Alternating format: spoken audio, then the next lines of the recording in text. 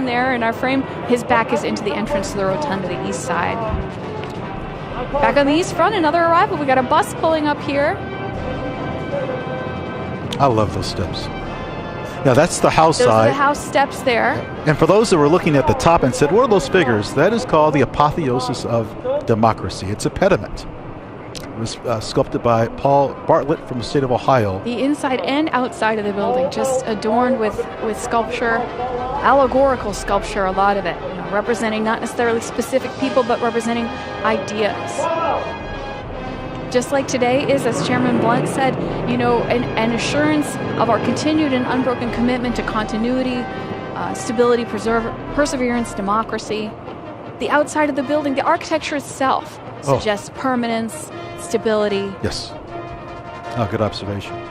We should mention, you mentioned Chairman Blunt. This is his second opportunity to be chair of the Joint Inaugural Committee on inaugural ceremonies. And the last person to do that was Senator Wendell Ford from Kentucky.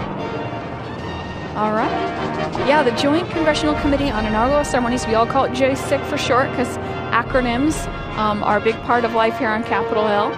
And they are the official hosts of today's 59th inaugural ceremonies. Official host JCIC, and you're watching our live stream feed. We've got a view of the west front there, looking right at it from the center. You can see the platform there.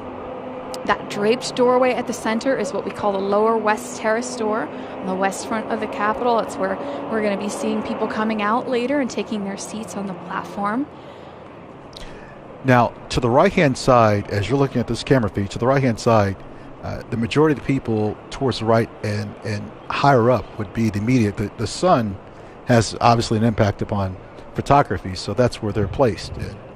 Oh, yeah. On either side of this, sort of just out of view, there's another side. So you can see the bleachers type things that the spectators would sit on, but just out of view are the press scaffolds that they sit on. And you're right, the photographers are all over on the one side because the sun can ruin the camera angles if they're not. Let's listen to our Marine band.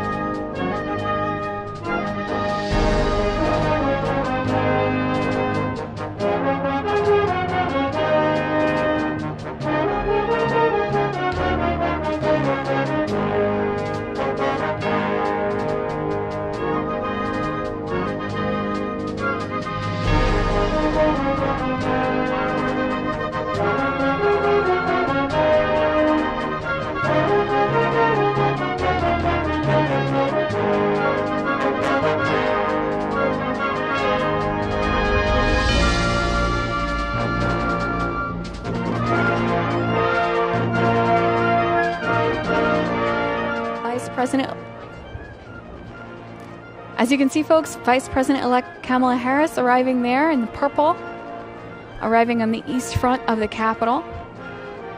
They are greeted by the Senate Sergeant of Arms, Jennifer Hemingway, and the Acting House Sergeant of Arms, Tim Blodgett.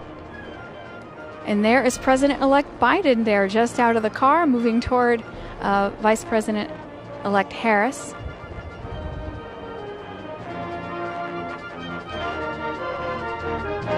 Got great weather for this, of course. There's Dr. Jill Biden there in, I would call that a teal. Teal? Teal or turquoise? Who am I to? Teal and turquoise? Question. Turquoise with teal trim. Oh, there's, you can see Officer Eugene Goodman close by as well. The United States Capitol Police Officer Eugene Goodman, today's acting Deputy Sergeant at Arms. He's in the brown overcoat, yes. In the brown coat and scarf there. So, folks, you may have seen United States Capitol Police Officer Eugene Goodman. You might have seen some footage of him, so he has the special honor today of being the Deputy Sergeant at Arms.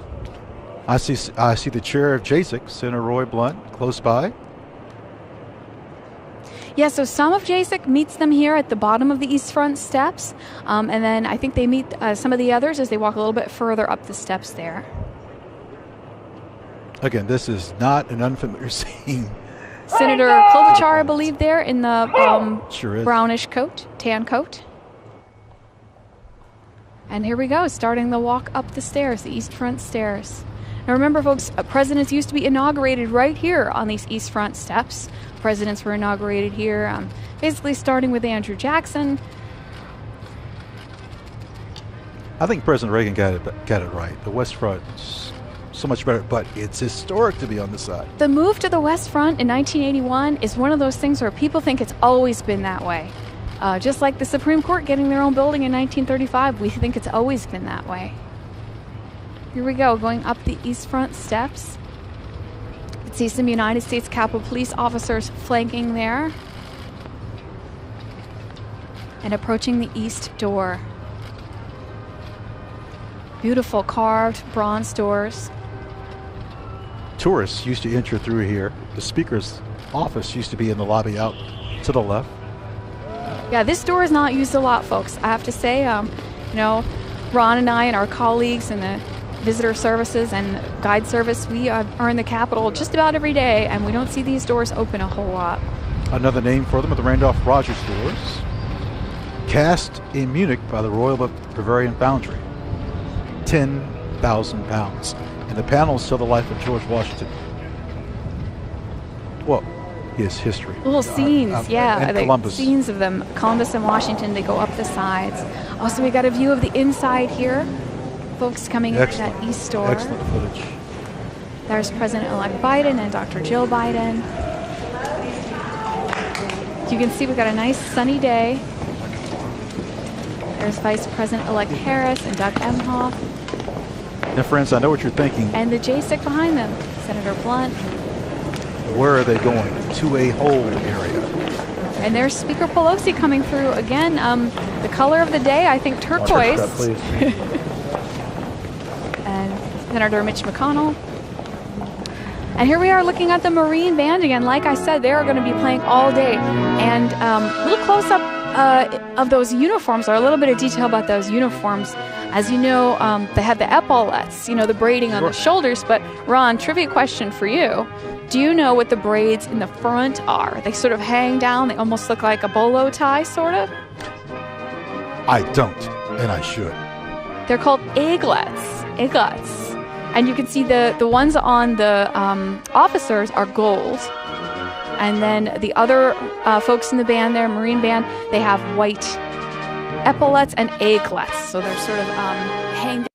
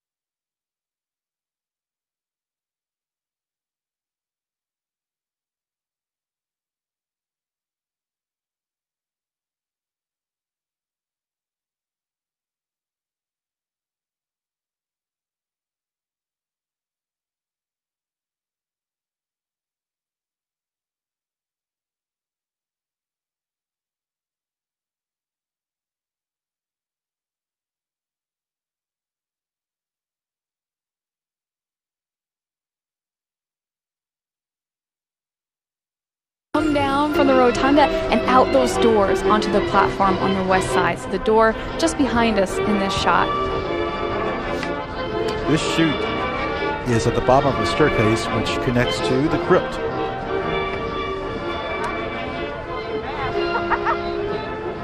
Ladies and gentlemen, please direct your attention toward the inaugural platform. The Chairman of the Joint Chiefs of Staff, General Mark A. Milley.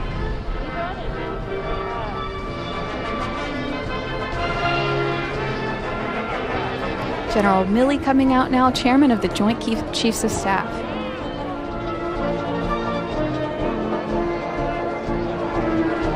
Now again, on previous inaugurations, you would just see tens of thousands of people. To see, this is still quite a moment.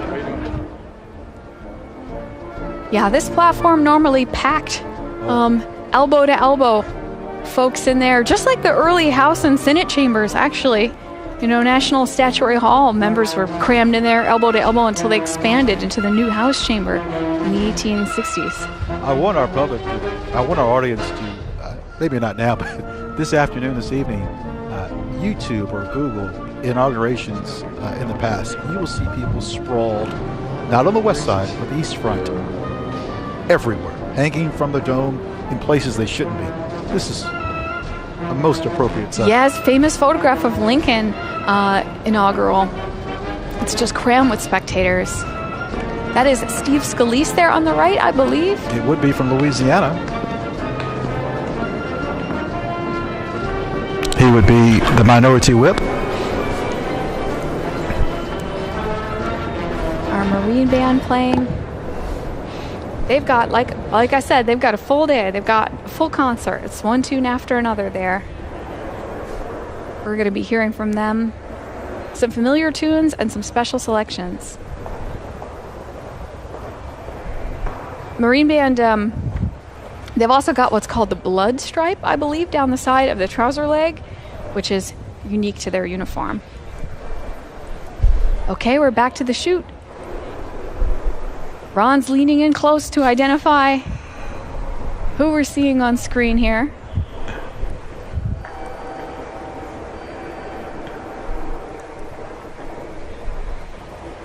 Being shown their marks, how to come out. I think that might be Clyburn in the red hat.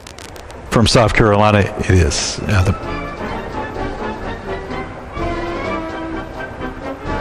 And everybody's got to know before they come out where they're going to on the platform.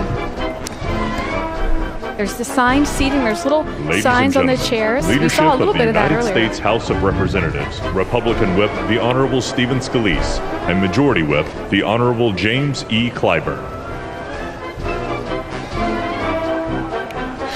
So for our younger students, when you hear the word whip, that's the person that assembles the votes.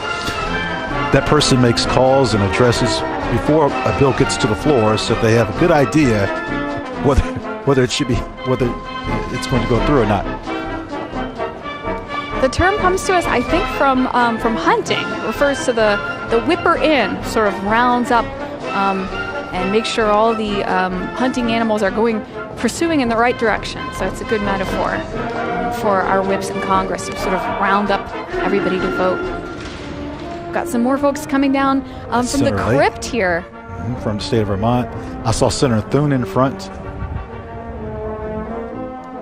Those columns that you see, the crypt of the Capitol, just underneath the dome.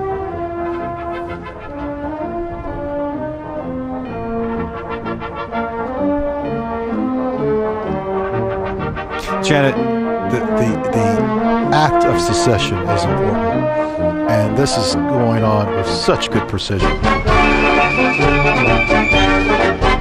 As it always has. We've heard it now a couple of times from members of the JSIC, an event commonplace and miraculous, this peaceful transfer of power. And the fact that it's all orchestrated, coming off together.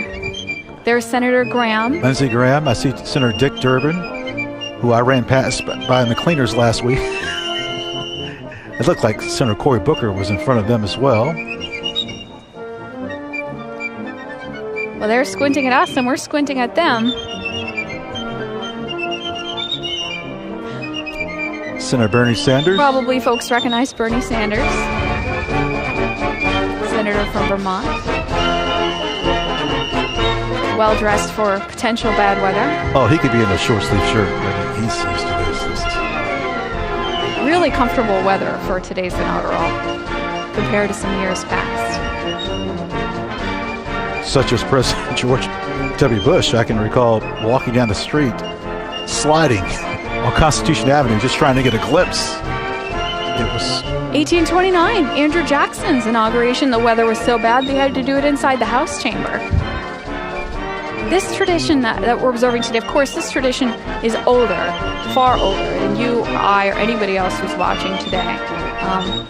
But this tradition has also evolved over time. It's changed, and things have changed about it. And so today's inaugural looks different than previous years. Ladies and gentlemen, there have been a lot of leadership differences. of the United States Senate, President Pro Tempore Emeritus, the Honorable Patrick Leahy and Mrs. Marshall Leahy. Democratic Whip, the Honorable Dick Durbin and Mrs. Rima Doden. Majority Whip, the Honorable John Thune and Mrs. Kimberly Thune. Democratic Leader, the Honorable Charles Schumer and Mrs. Irish Wineshaw Schumer. And President Pro Tempore of the Senate, the Honorable Chuck Grassley and Mrs. Jennifer Hines. Senator Patrick Leahy has time for everyone. We see him on tour everywhere. His office is close by the rotunda. He'll greet everyone. He can give the tour. It's just amazing. He has been a special guest on many of my tours. Ladies and gentlemen, the members are so engaging with people. The late Congressman John Lewis, I can recall years ago, I waved him over. He says, "I'm going to vote and come back." And I said in my mind, no way. It took 15 minutes, but he came back and spoke to those young people. Well, Mr. Vice President Pence used to stand up, when he was a member of Congress, he used to stand up on the benches in the rotunda and give tours. I recall that all the time. It looks like Kevin McCarthy from California. I believe we'll be seeing the beginning of the JSEC leaders going out to the platform here. That might be Senator Schumer we're seeing from the back again there. Who once was a chair of the Joint Congressional Committee on Inaugural Ceremonies.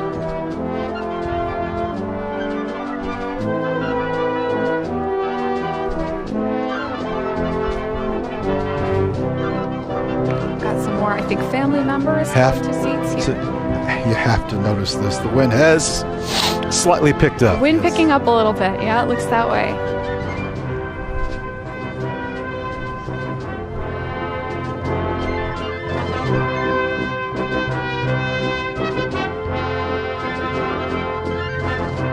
I love this. The Constitution brings us here. It's really one sentence that is necessary. The oath. 37 words or 30. You know, it 35 originally minutes. said, "I do solemnly swear or affirm I will faithfully execute the office of President of the United States." And James Madison and George Mason insisted the chief executive should also swear an oath to the Constitution. And so Congress approved that version. So they added a little bit to that oath of office. That's what brings us here, the Constitution. And this date is because of the 20th Amendment. This was mentioned in the video earlier. Senator George Norris from the state of Nebraska proposed this in 1925. Yeah, again, in terms of those things, we think of them as always happening this way. We think inaugurations always in January, but until quite recently, they were happening at other times, including March. We saw earlier in response to our trivia question that George Washington was actually inaugurated April 30th, but a lot of the other ones, March 3rd or March 4th. Or in some cases, if it's on a Sunday, March 5th. Yes, and if inauguration falls on a Sunday, that's right, they do not have it on the Sunday. They do kind of a small swearing in and then the official ceremony the next day. Actually, President Wilson, I believe it was inaugurated on a Sunday. That happened once. It looks like Senator Mendez from New Jersey there. Forgive us if we're hesitating. It's difficult to see sometimes with masks. Also, the Capitol has been closed to tours out of an abundance of caution, of course, for some months now. And so, although these 535 members of Congress, senators are bosses, I would say, we haven't seen them in a little while. You know what's fun, Janet? I've seen times where former members of Congress, they've just casually walked up towards the West Front, and they know they don't have a seat, but they kind of blend in. That's kind of fun. Ladies and gentlemen, I think we saw some former members arrive earlier. Dan Quayle. Here's former Vice President Dan Quayle, the Honorable Dan Quayle, about to step through the chute and out the door. And again, we've got camera angles here that folks that not a lot of other people do.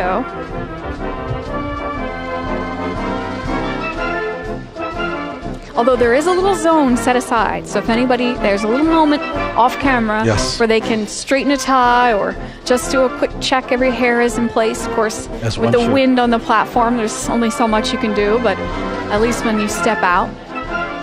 Not the handshake, but the... Yeah, we're seeing fist bumps here.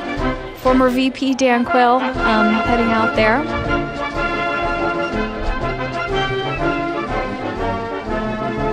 We thought, I guess, that Mrs. Quayle, Marilyn Tucker Quayle, I believe, was going to be accompanying him, but looks like he is out there by himself today. A lot of things different this year. This scene doesn't always look like this. No. With so few chairs, people have to get up and move around, and they are able to move around. So I think we're seeing a little bit more socializing and photo taking. And of course, as we mentioned, not handshakes, but handshake equivalents.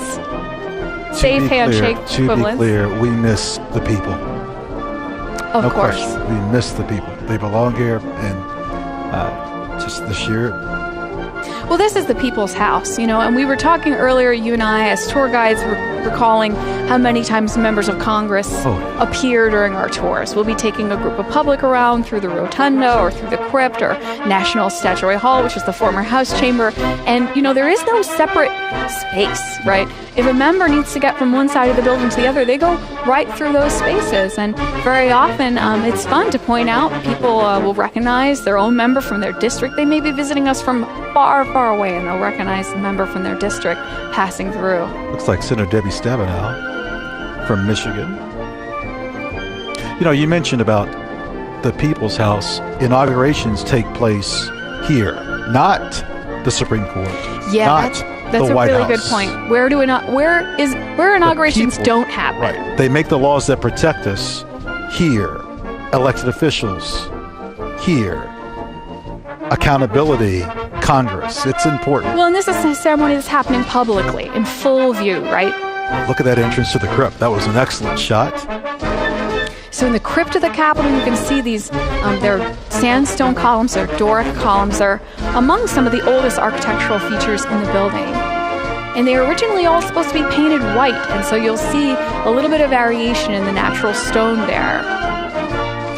Now that star in the center is called the Compass Stone. Here comes Senator Clinton and former President William Jefferson Clinton. They just stepped through the crypt of the Capitol, heading out now down into the chute, and we'll be seeing them on the platform really soon. Back on the platform here, you can see to the left the podium where the action's going to go down. And again, this is constructed. This is all kind of built onto the side of the Capitol. There's actually a section of railing, which is removable. It's a massive stone balustrade. It looks like you couldn't lift it for anything, but every 4 years it's lifted out so that there's a pathway for folks to get out onto the West Front here. We should also mention the mace is brought out here. That's the symbol of power and authority. You can make the argument that is the oldest relic in the Capitol, and it's brought out under the direction of the House Sergeant of Arms. Well, it is a joint meeting, joint session after all. So many traditions, and we have more of those wonderful videos to show you all later on, highlighting some of these traditions that take place. This is an inside view. This is another angle I don't think anybody else's cameras have. No, that was coming from the law library door. Coming up from the law library door. Yeah, that was renamed the law library in 1860. And into the crypt. Yes, the Supreme Court used to be in that area. They moved upstairs because the Senate moved into its new chamber. It's all about space. We've seen some exterior views of cars pulling up. The 42nd President of the United States, the Honorable William J. Clinton, and the Honorable Hillary Rodham Clinton. Yes, every president that is in attendance, and First Lady is announced. And that's the Bushes coming through the crypt now. And down the other side of the crypt into the chute. They'll be on the platform soon, too, with the Clintons.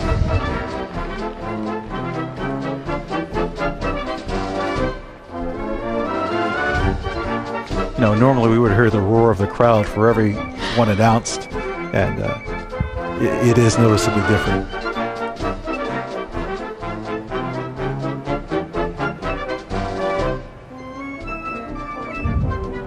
I mean, I've always staggers me to imagine how Reagan's second inaugural in '85, how they had to move it into the rotunda and try to stage 7 degrees. This massive event inside.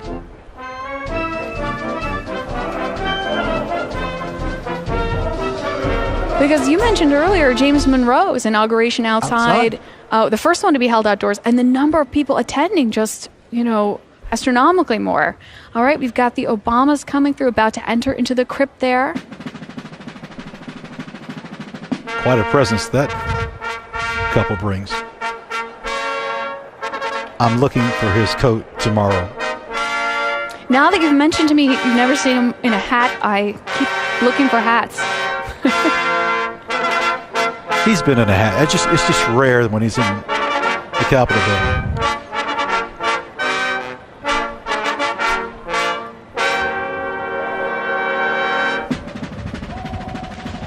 And all these folks we're seeing, this is their home. Oh, great. They have memories here going back years, familiar faces around. Ladies and gentlemen, the 43rd President of the United States, the Honorable George W. Bush and Mrs. Laura Bush. The Bush is coming out of the chute and onto the platform. Oh, we got a scarf slip there. You're right, that wind is picking up. The Bush legacy, formidable. There is a tree planted to President Bush on the House side of the Capitol, and the member's name is eluding me, Lamar Smith, who had it planted. Yes, I pass by it quite frequently. Inaugurations almost like track the history of technology in this nation. Think about the early ones. There's no radio, no television. There's no amplification. A lot of people, I think, complained that they couldn't hear George Washington giving his speech.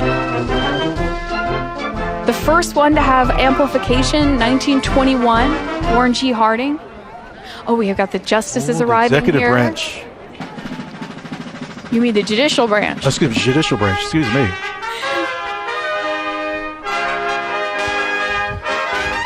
There's the herald trumpets. You mentioned inaugurations. How about President Lincoln? People were within 10 feet from him. Oh, yeah. Soldiers with weapons. Those are called tabards, those things that hang on their trumpets there. They have two sets. They have a navy blue and a white. So those are the navy blue that we see there on the herald trumpets. U.S. Army herald trumpets.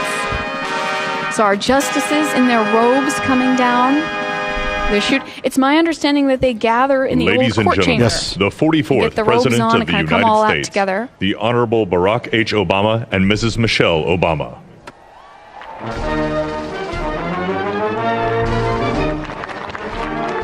Noticeable applause. I hear the applause there.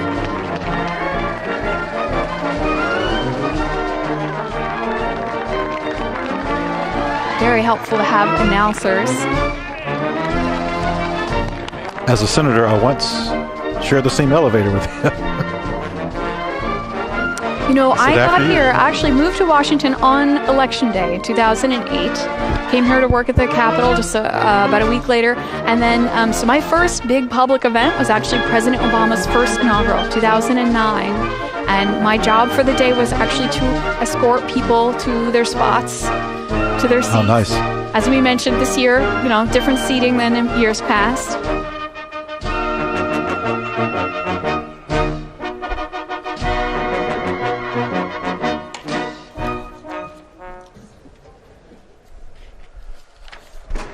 Ladies and gentlemen, the Chief Justice of the United States, the Honorable John G. Roberts, Jr., and the Associate Justices of the Supreme Court. Justice Sotomayor will be doing the swearing in later for VP-elect Harris.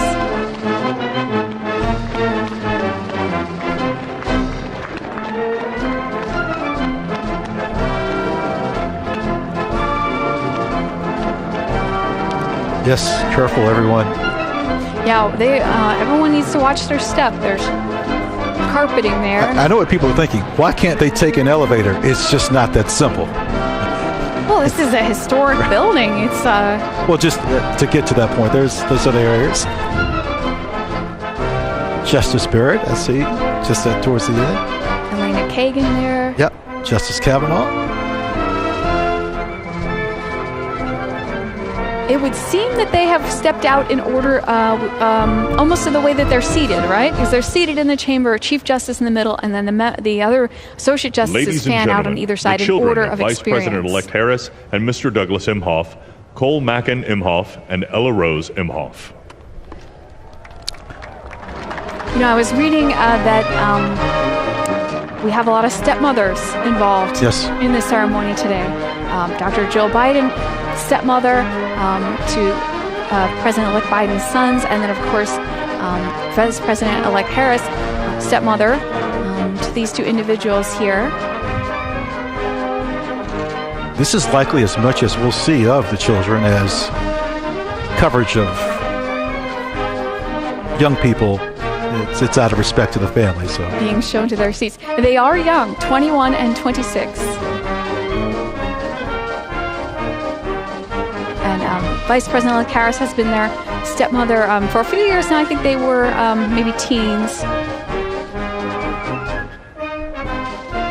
This seems so strange that there's so few people there. But it looks very different than inaugurations past. But this tradition is so long that although this looks different than the last one and the one before that, it may not look that different than the ones at the very beginning.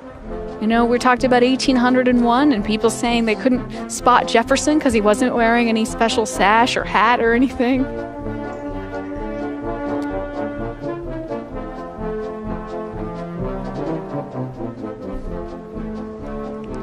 Coordination of spacing. These are more family members here, I believe. These are the Biden's children here. So this is Biden family members. I've toured President-elect Biden's brother. You know, in addition to years ago. You know, I think folks, when they think about visiting the Capitol, they think about sending their young students here on field trips from all over the nation, or think about coming in and looking at the artworks with us. But we do give tours sometimes to important guests and dignitaries. Very fortunate. Former President Clinton there, shown on the platform.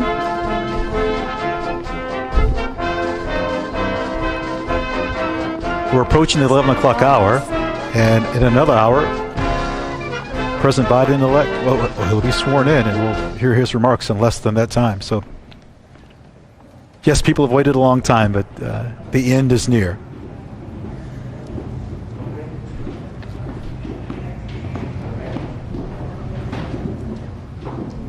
All right, so the Biden children, grandchildren, about to step into the chute and out onto the platform.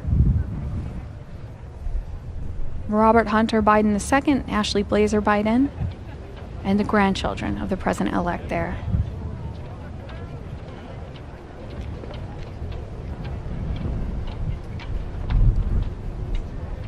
So folks have passed through the crypt and sort of out and down the other side. Down here toward the west front, they're about to step through the draped door that we've been looking at from the outside of the platform, kind of just beneath those flags.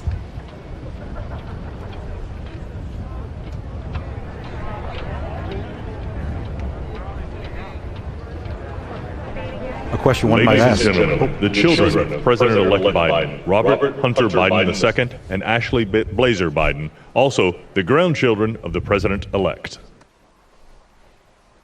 Now, I just want to point out the Marine Band here is playing John Philip Sousa March, which is called Beau Ideal. As we see the Biden children and grandchildren headed out to the platform to take their seats.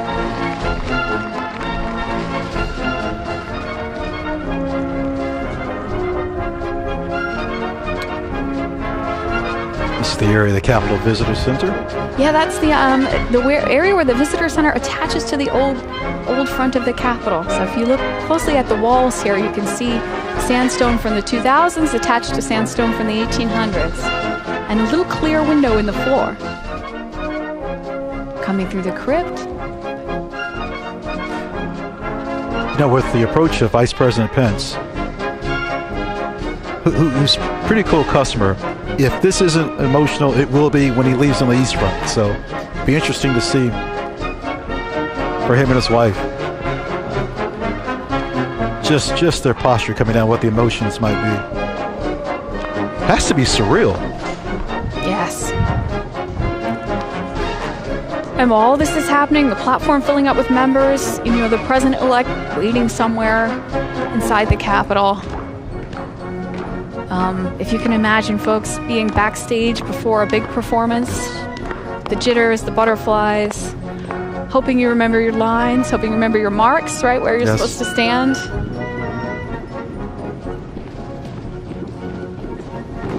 And then we have these cameras and spots watching folks come down the steps.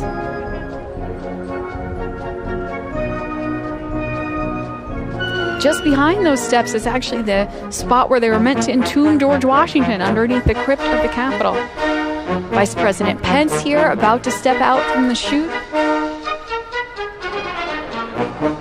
We see the Obamas on the platform.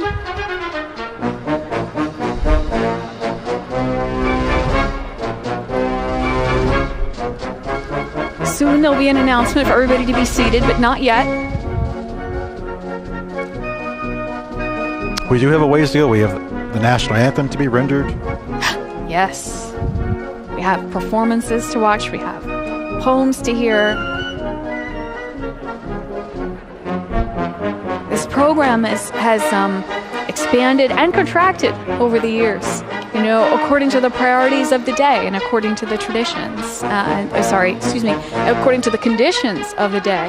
When they've had to cut things short for one reason or another, they've probably, left some things out. And other times people have thought, well, I've got this moment and I'm going to hear my favorite poet and I'm going to hear my favorite musician.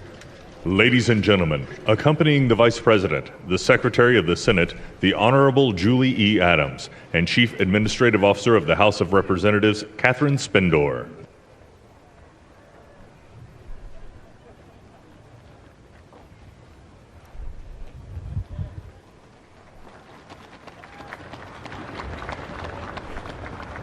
So we got the Secretary of the Senate, Chief Administrative Officer of the Senate there, accompanying Vice President Pence. Ms. Adams was on the left-hand side. And Karen Pence, his wife. Here with Vice President Pence, getting ready to come out of the chute. The Pences have visited my church. Yes.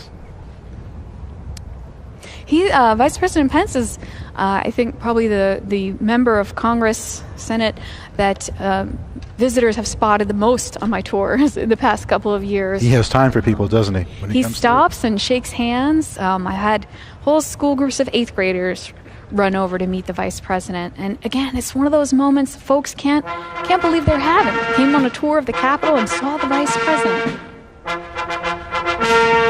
Oh, there they are, those tabards on the herald trumpets. Ladies and gentlemen, the Vice President of the United States, the Honorable Michael R. Pence and Mrs. Karen Pence.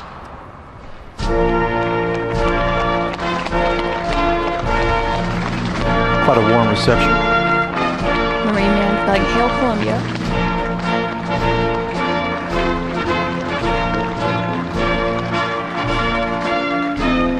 Oh, I'm sorry. I think this is another Sousa March. As the Pences step out onto the platform, headed to their seats. Oh, riders for the flag, yes.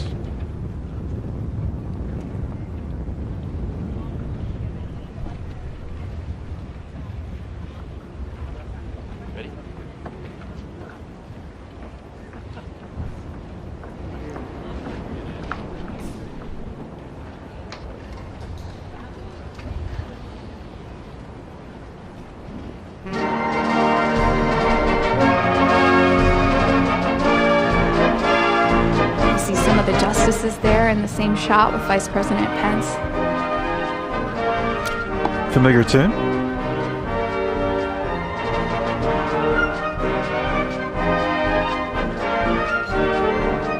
You can hear the audience singing "This Is My Country." You can hear that.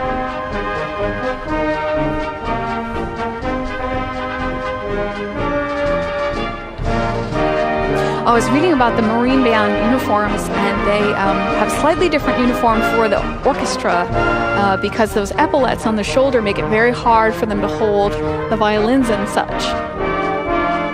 So it's an incredible thing to think about uniform design having to conform to what musicians need to play their instruments.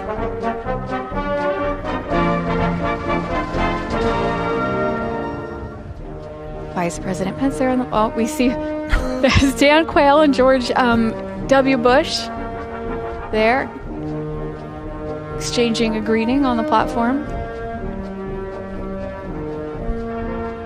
Former presidents and former vice presidents and justices, you can see them all there.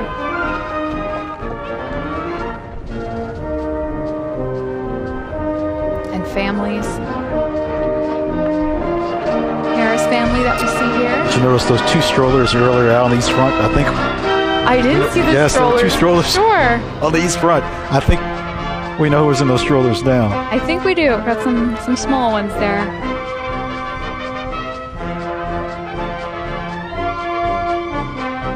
I think maybe the only equivalent in most of our lives maybe is attending like a graduation ceremony for a family member, perhaps. And Graduation, commencement, I would agree. yeah, the idea of everyone, the time it takes for everyone to find their seats, and then for all the names to be announced, and then for everybody to depart. And you've got to dress for the duration, right? Yes. We should mention to people there is a plan B if we don't have it on the west front outside, and a plan C. But Seating down here on the west front lawn, so members of Congress, some former members, other guests.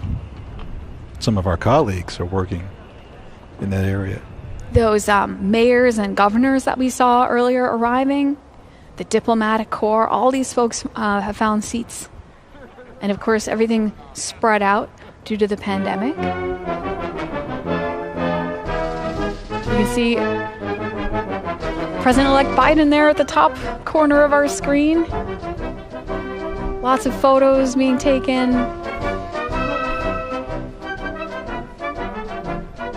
Some family members. I believe those are the Biden granddaughters there, the three ladies in sort of pastel color coats. There is a very interesting fashion strategy for the day. Folks seem to pick bright colors so they can be spotted among this sea of dark overcoats on the platform. But again, it's a little more spread out than normal, so it's a bit easier to pick out individuals.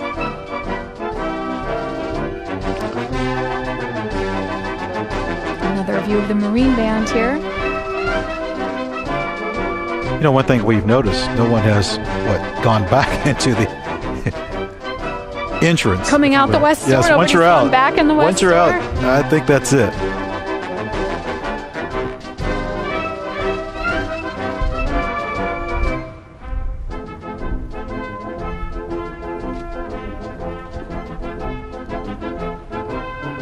Oh. Coming down the east staircase. And Albert Bierstadt painting there on the staircase over there is VP-elect Harris. That painting that people just saw used to be in the House of Representatives chamber. And they're preparing to walk across the crypt. So that escalator you can spot at the back of the shot, that's leading down into the Capitol Visitor Center, the newest part of the Capitol complex, opened up in 2008. December 2nd. I remember that one. Officer Goodman. In the light brown coat. Well, that's going to be quite a moment. Quite a moment.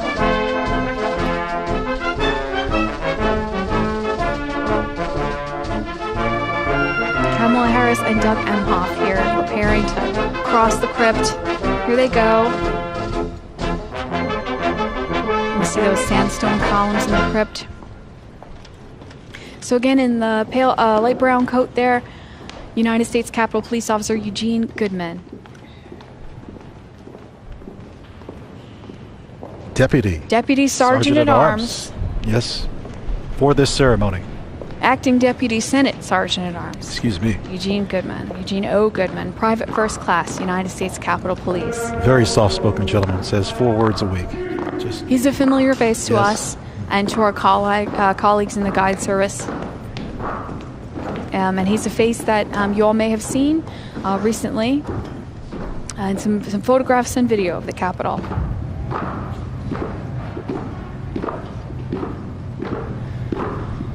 We can hear the footsteps of VP-elect Harris coming down the stairs from the crypt.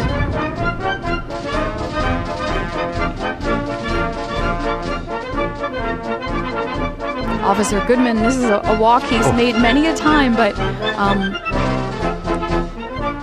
never as part of the procession in quite this way. Don't you feel like he's on duty? You can see his eyes sort of going back and forth. Of course, he's seeing familiar faces all around him, but... Ladies and gentlemen, accompanying the Vice President-elect, the Chief of Inaugural Ceremonies, Maria Miller-Lohmeyer, the Acting Deputy House Sergeant-at-Arms, Kevin Grubbs, and the Acting Deputy Senate Sergeant-at-Arms, United States Capitol Police Officer, Private First Class, Eugene O. Goodman. Well, crescendo of applause, and we know who that's for. Yeah. Officer Goodman.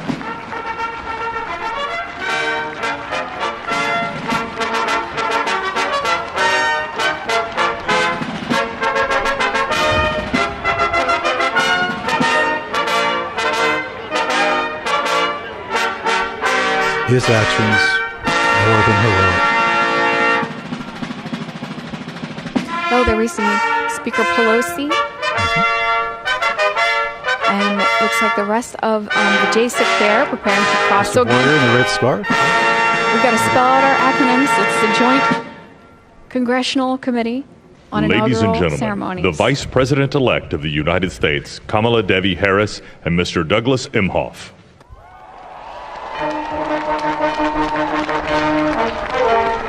Vice President-elect Harris, who resigned her seat as a senator from California just yesterday, and today, very shortly, to be sworn in as Vice President. So her office within the Capitol will move. Yes. From her senator's office to the Vice President's office. You know, it's really Richard Nixon that really transferred the location of the Vice Presidency, working towards the old executive office building. And putting the locus of the Vice President's office here at the Capitol. Because, of course, they are the tie-breaking vote in the Senate. All right, so on our camera there on the right, we can see Representative Hoyer in the red scarf, member of the Joint Committee, the JSIC, Joint Congressional Committee on Inaugural Ceremonies.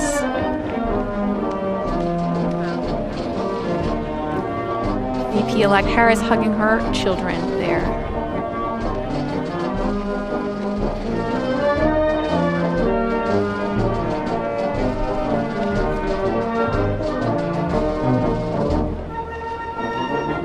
Oh, that's a moment there. Vice President. VP Vice meeting President. VP. Yes, Harris-elect. Vice President-elect Harris, yes.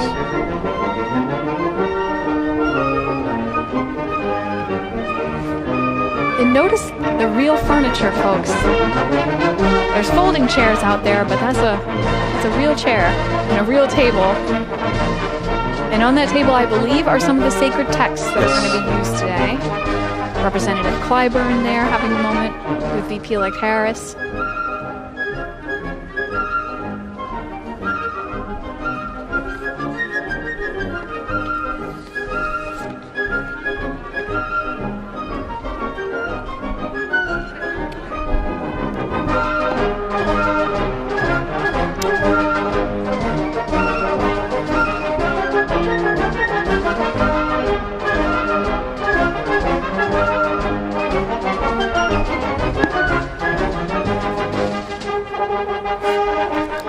Do I see snow? I see snow flurries, it looks like, in this shot of Chuck Schumer. Those are snow flurries. You notice it has gotten considerably darker. Yeah, the wind did pick up.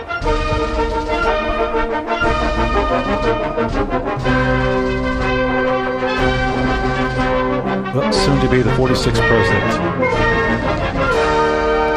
Joe Biden, Dr. Joe Biden, making their way, getting ready to cross through the crypt.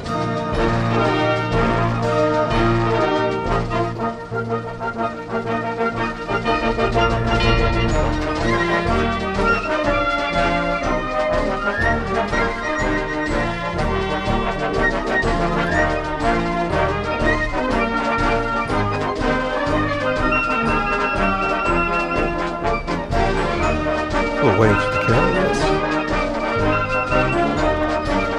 I can't stress enough that we have cameras in areas that you won't see on any other live stream or broadcast.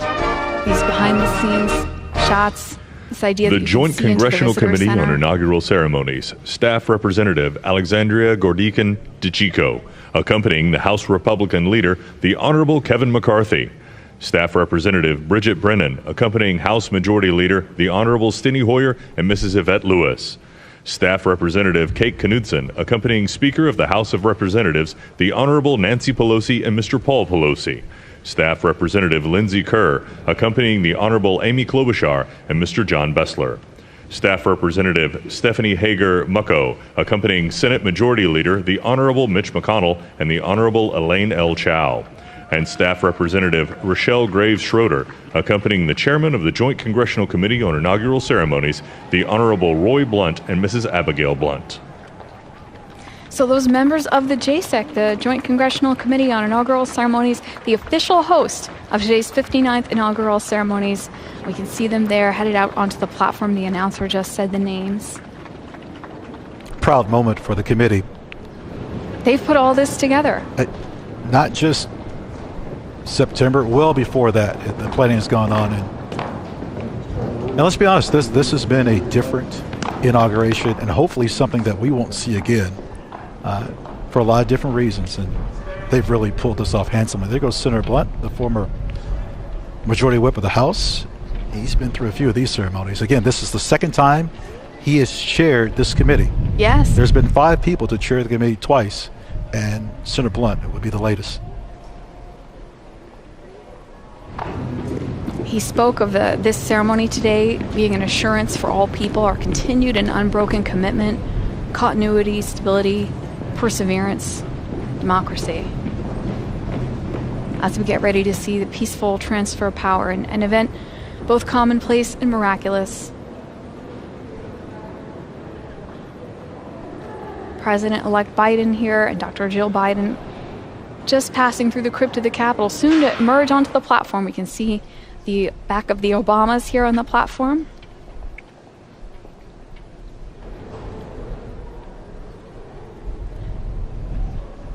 Cole and Ella, and it's snowing. Cole and Ella, VP Harris's children there.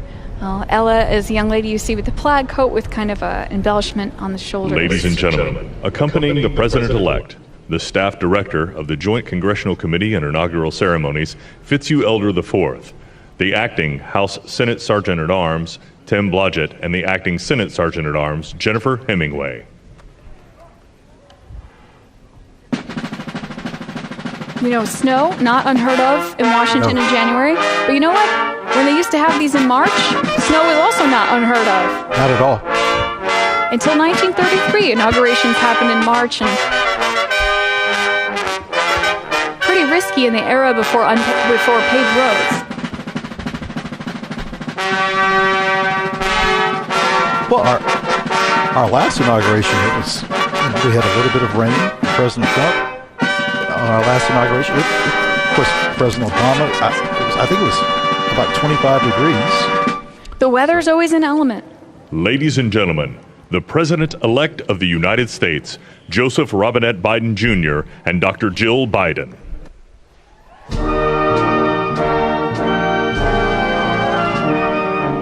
This piece by the Marine Band Trio from Hail America.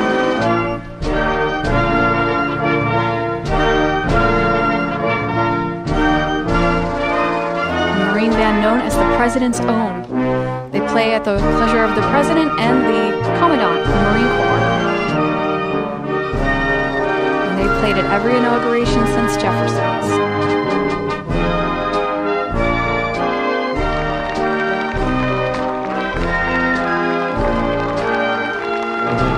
Biden's approaching their seats on the platform here. Greeting former VP Dan Quayle.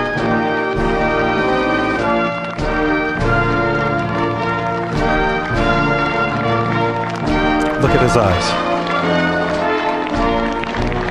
The pride. Ladies and gentlemen, please be seated. That's a phrase that is well welcomed right now.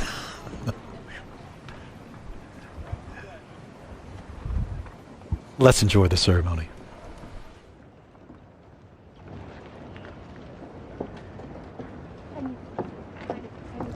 Please welcome the Honorable Amy Klobuchar.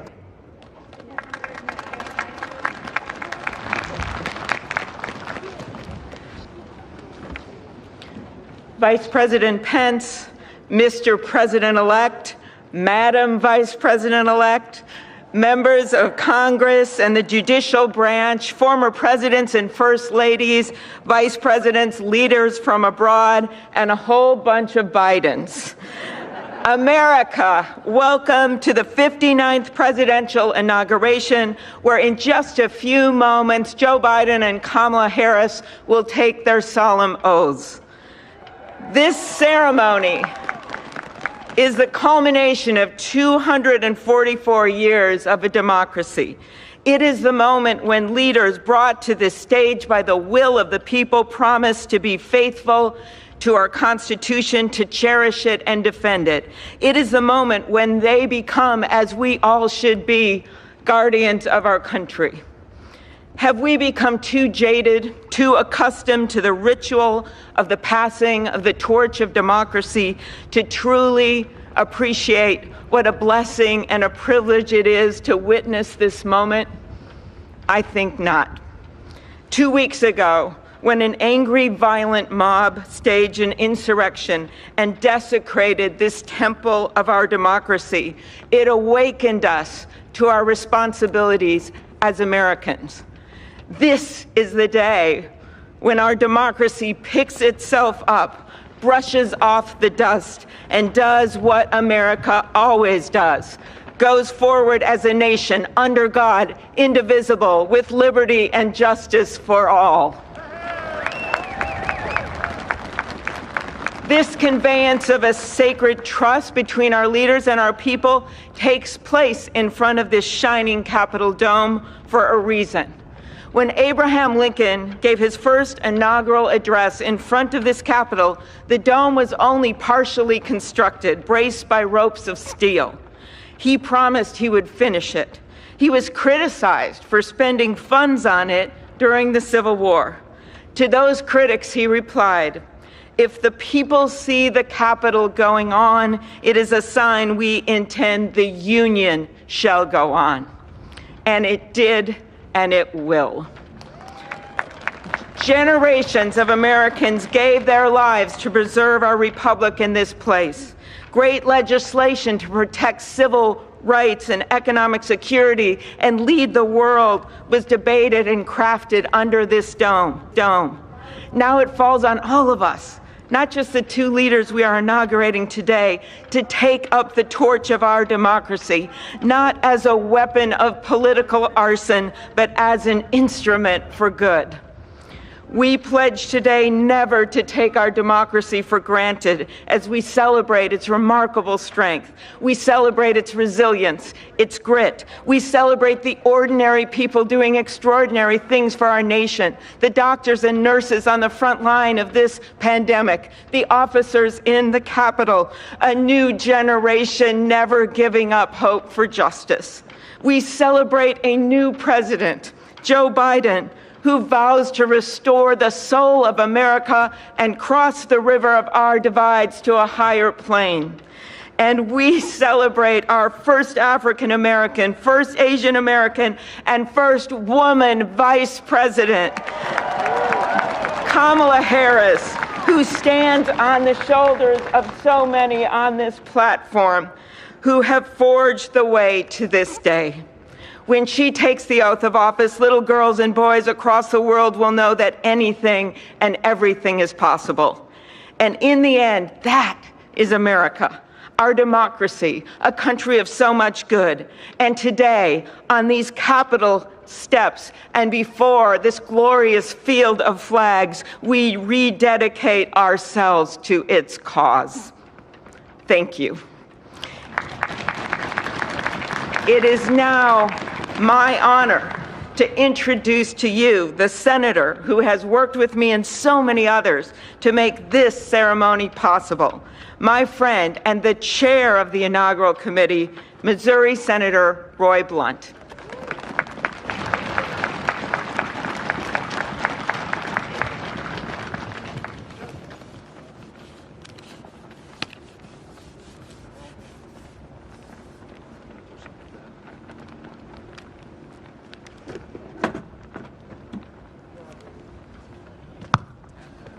Well, I should have known when Senator Klobuchar got involved, at least there'd be a touch of snow up here this morning.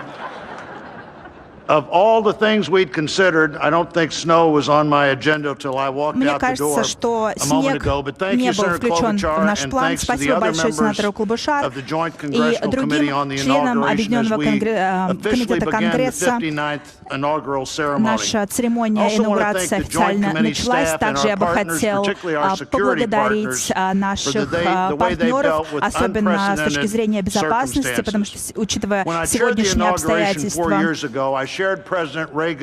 на инаугурации 4 года назад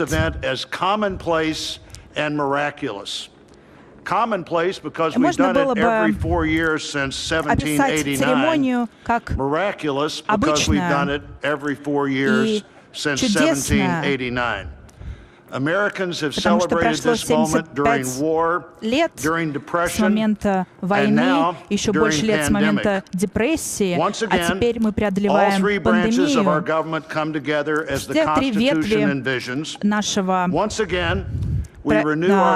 нашего государства объединились в определении демократии для того, чтобы еще больше усовершенствовать свой союз. И сегодняшняя церемония инаугурации подтверждает это, веруя в том, что США может достичь своих целей только если мы будем работать над совершенствованием себя. В Конституции обозначено, что демократия определяется несколькими словами, что народ — это источник демократии. И только Конституция говорит о том, что государство существует благодаря тому, что люди являются причиной его существования. И эти слова должны служить основой для формирования более совершенного союза. И, к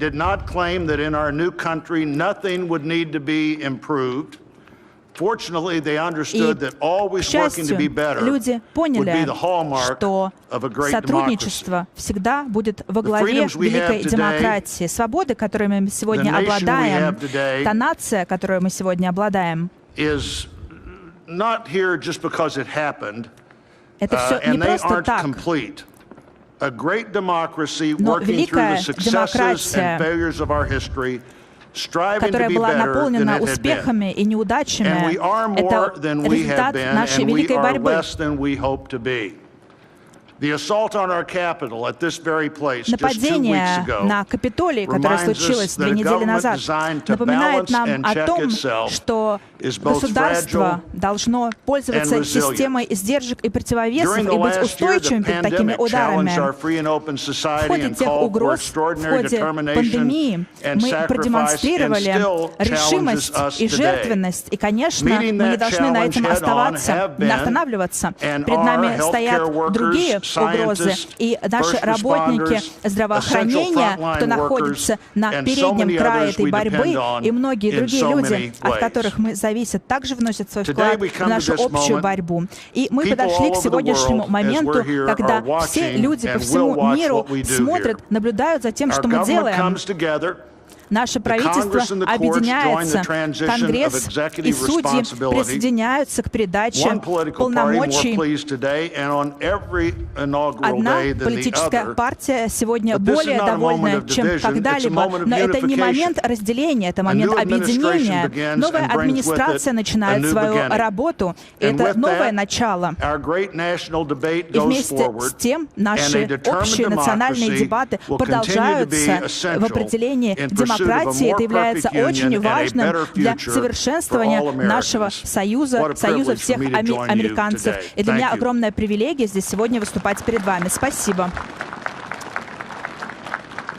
I'm pleased to call to the podium a longtime friend of the president-elect and his Я family, хотел Father бы Leo пригласить O'Donovan, сейчас to для lead us in an выступления invocation. преподобного Лео Please О'Донована, stand if который you are давний друг able and семьи remain Байденов. standing for the national Пожалуйста, anthem встаньте and the для pledge to our flag. исполнения государственного гимна.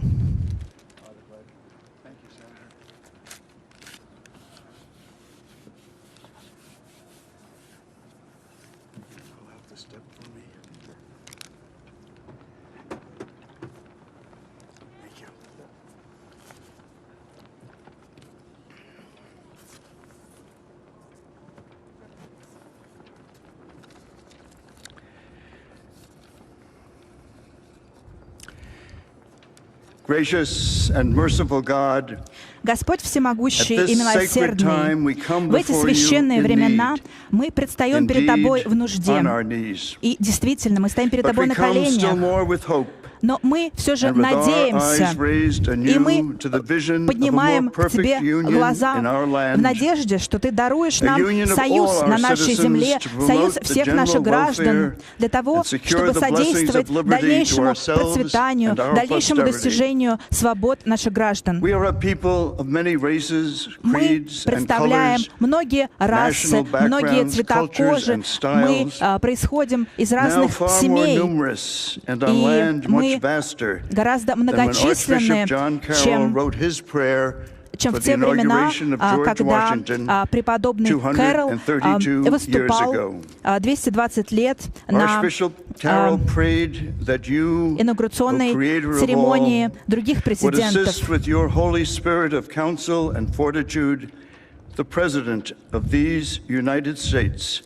Президент этих Соединенных Штатов должен действовать с мудростью и на благо своего народа. И сегодня мы признаемся в своих прошлых неудачах, которые привели к разделению для того, чтобы даровать свободу всем. И сейчас мы хотим преодолеть вопросы, которые нас разделяют, для того, чтобы помочь особенно самым тем, кто пострадал больше всего из нас. В каждом из нас есть сила.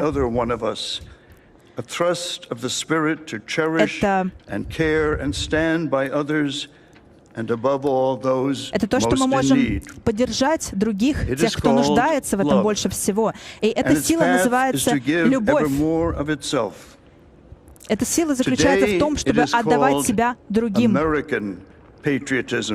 И сегодня это называется американским патриотизмом. Она рождена из заботы об общем благе, из милосердия ко всем. Мы просим Тебя даровать мудрость нашему новому президенту, с тем, чтобы он мог руководить нашей нацией и разделять благо и зло.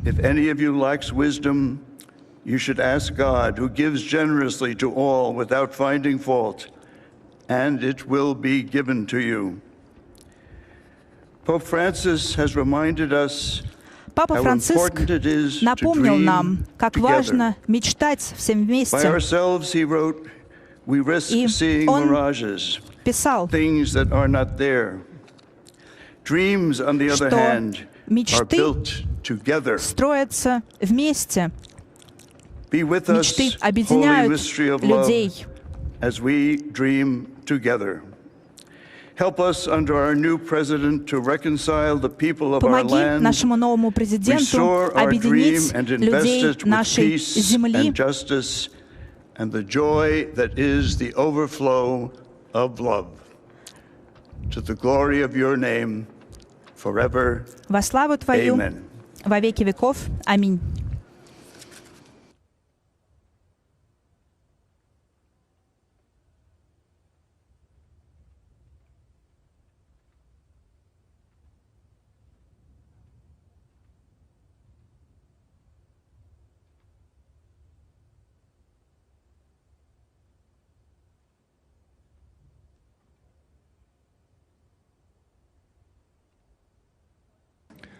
Ladies and gentlemen, please remain standing for the presentation of our national colors by the Armed Forces Color Guard, the Дамы singing и of our national господа, anthem, and for the Pledge of просим Allegiance. вас не садиться, оставаться на своих местах.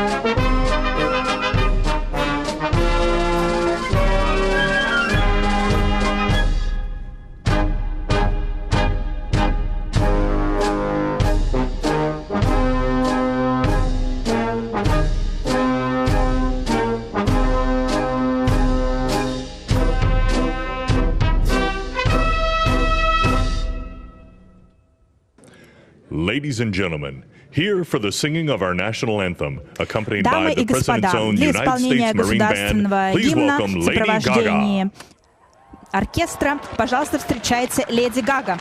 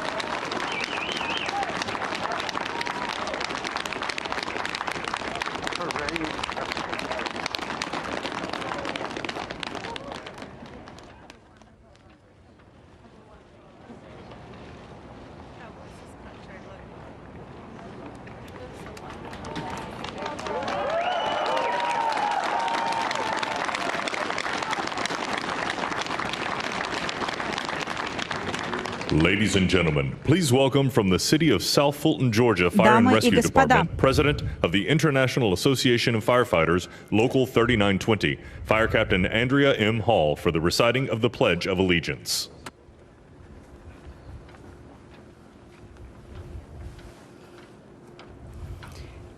I pledge allegiance to the flag Я клянусь верности флагу Соединенных Штатов Америки и республике, которую он представляет, единой нации, под Богом,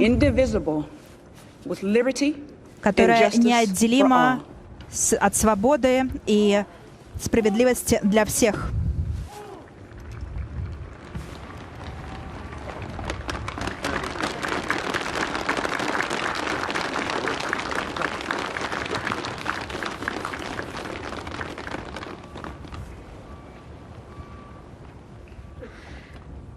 What you are all about to be part of America is a historic moment Сегодня of вы first. участвуете в историческом моменте. To our first African American, our first Asian American, and our first woman vice president, Kamala Harris. It is my great privilege to welcome to the inaugural stage the first Latina to ever serve on the Supreme Court of the United States of America, Justice Sonia Sotomayor.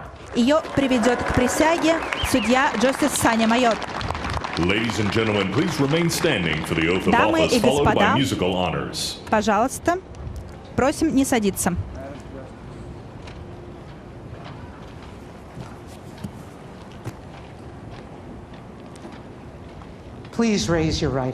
Пожалуйста, поднимите свою правую руку и повторяйте после меня. Я, Камала Дэви Харрис, торжественно клянусь. Я, Камала Дэви Харрис, торжественно клянусь, что буду добросовестно выполнять и защищать Конституцию Соединенных Штатов против всех врагов внешних и внутренних, что я буду полностью ей верна. Я свободно принимаю на себя эту обязанность и клянусь ее это соблюдать. Буду осуществлять обязанности поста, на который я вступаю, и да поможет мне Господь.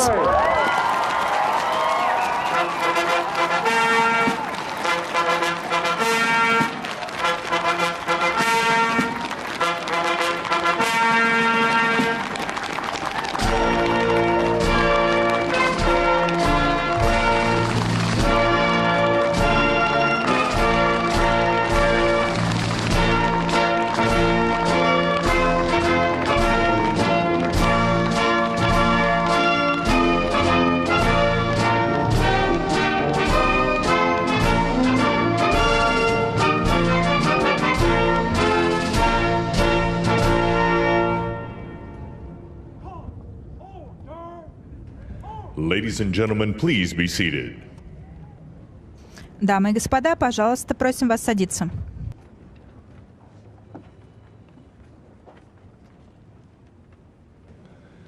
Please welcome Jennifer Lopez to perform This Land Is Your Land and America the Beautiful, accompanied by members of the President's Own United States Marine Band. Песня в сопровождении военно-морского оркестра.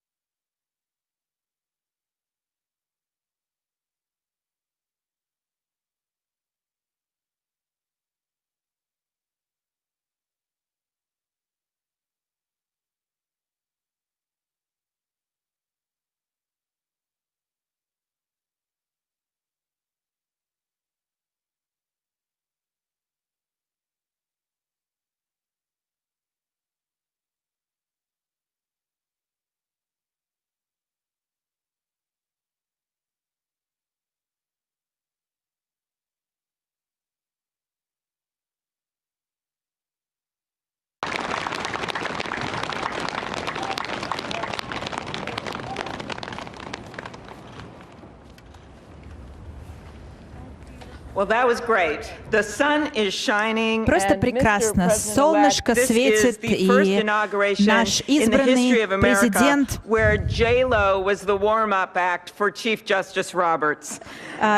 сегодня у нас была первая церемония инаугурации в истории, когда Джей Лопес была на разогреве у председателя Верховного суда Джона Робертса, который сейчас проведет церемонию приведения к присяге следующего президента Соединенных Штатов Джозефа Байдена. Дамы и господа, просим вас встать.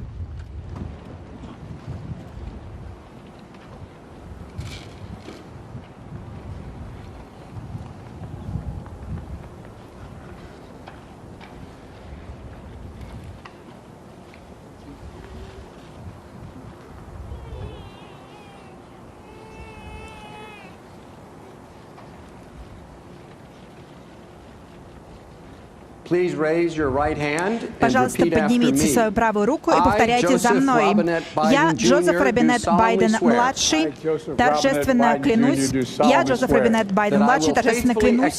что буду добросовестно выполнять обязанности президента Соединенных Штатов и в полную меру своих сил буду поддерживать, охранять и защищать Конституцию Соединенных Штатов. Да поможет вам Господь, да поможет мне Господь. Поздравляю вас, господин президент.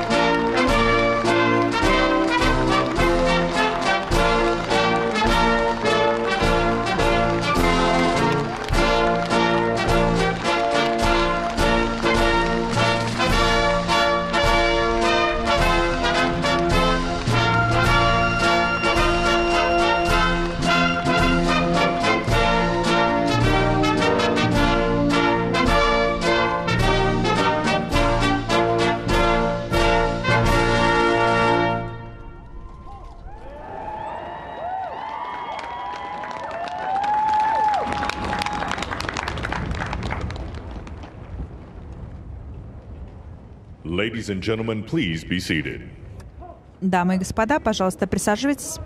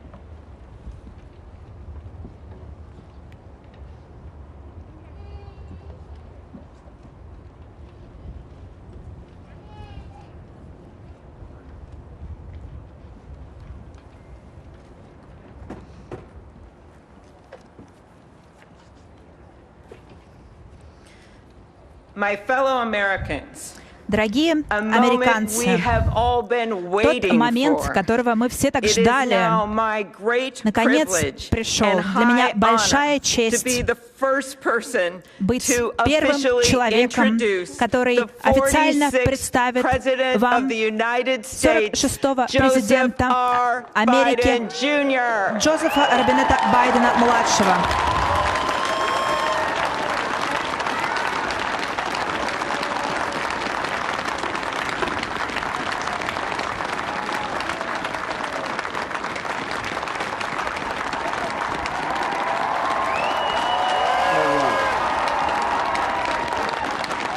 Chief Justice Roberts, уважаемый председатель Верховного Суда Робертс, вице-президент Харрис, спикер Пелоси,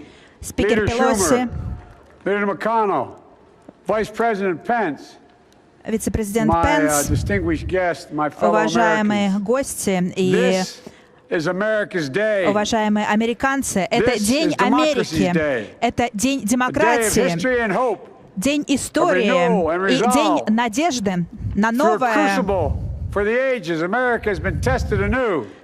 Веками Америку испытывали, и Америка отвечала на все вызовы. И сегодня мы празднуем триумф не кандидата, но нашей цели демократии, дела демократии. Воля народа была услышана. Мы снова узнали, что демократия драгоценна, демократия хрупка. И теперь демократия победила.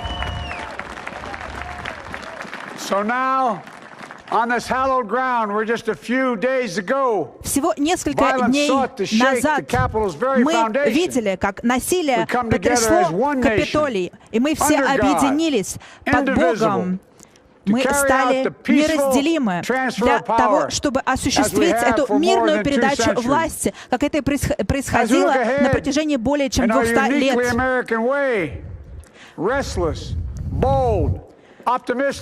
И мы, американцы, как всегда, оптимистичны. Мы смогли оставить в стороне свои вопросы, которые нас разделяют. Я благодарю моих предшественников, президентов, которые присутствуют здесь сегодня от самого сердца. И я знаю, что наша Конституция прочна. И я знаю силу нашей нации. Точно так же, как и президент Картер, который не смог сегодня присутствовать, но которого мы благодарим за его службу нашей Родине. Я только что принес присягу перед лицом присягу каждого патриота, начиная с Джорджа Вашингтона. Но американская история, она зависит не только от каждого из нас и от каких-то отдельных американцев, но от всех нас, от нас, народа, которые стремятся к построению более совершенного союза. Мы великая нация, мы хорошие люди, и на протяжении сотен лет борьбы в мире и войны мы прошли такой долгий путь, и перед нами еще лежит долгий путь. Но мы будем прогрессировать для того, чтобы достичь еще большего, вопреки всем угрозам, воспользовавшись всеми нашими возможностями. Мы должны еще многое построить и многое достичь. Всего перед несколькими людьми в нашей нации вставали такие огромные угрозы, которые мы видим перед нами сейчас. Вирус забрал столько много жизней за последний год, практически сколько Америка потеряла в ходе Второй мировой войны. Многие стали безработными, многие бизнесы обанкротились. Но 400-летняя история нас подвигает к тому, чтобы бороться дальше. Сама планета просит.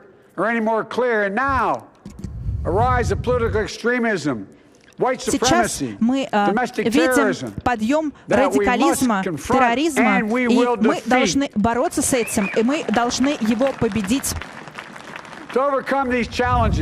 И для преодоления этих угроз, для восстановления, достижения безопасного будущего для Америки, это требует не просто слов, это требует объединения. Объединения.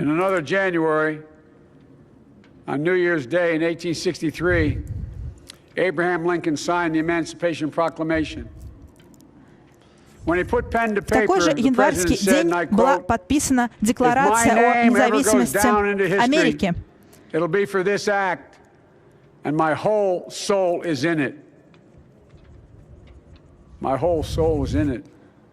Today, on this January day, my whole Сегодня, soul в is in этот this. январский день, вся моя душа в этом, в том, чтобы объединить Америку, объединить нашу нацию. И я прошу всех американцев присоединиться ко мне в этом деле.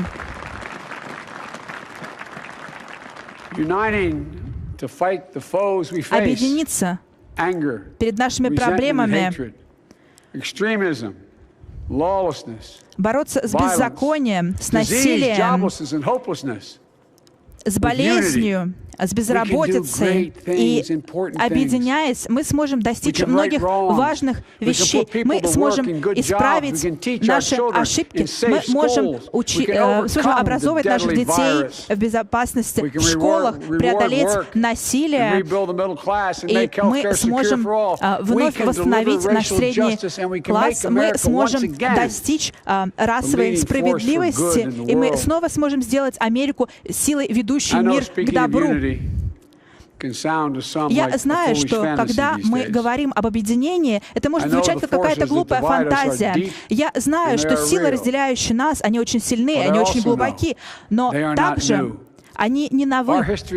И наша история — это была постоянная борьба между идеей Америки, что мы все созданы равными, и ужасающей реальностью, наполненной расизмом. Эти проблемы нас долгое время разделяли. И это борьба постоянная, в которой победа не предопределена.